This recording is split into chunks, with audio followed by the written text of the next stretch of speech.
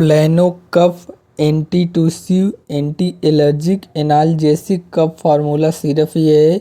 और इसमें जो है क्लोरफेनेरामाइन मैलिएट कोडीन फॉस्फेट मिला के बनाया गया है।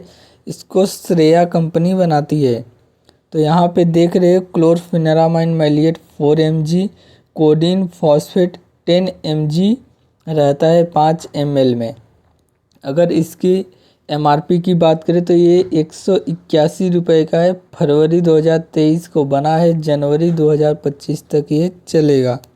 तो ये सिरप जो है ड्राई कफ के लिए काम में आता है और एलर्जी के लिए काम में आता है, जैसे नाक से पानी गिर रहा है या फिर आँख लाल हो गया है, नाक जाम हो गया है, उसके लिए काम में आता है। लेकिन इसको बच्चे लोग ना पिए तो ज़्यादा अच्छा रहेगा, क्योंकि इस सिरप को पीने से हल्का नींद आने लगता है। क्योंकि कोडीन फॉस्फेट ये थोड़ा एनाल जैसी, ये थोड़ा H1 ड्रग है, इसलिए ये ख़तरनाक है। डायरेक्टली मेडिकल वाले इसको देते भी नहीं है, ये प्रिस्क्रिप्शन पे ही देते हैं।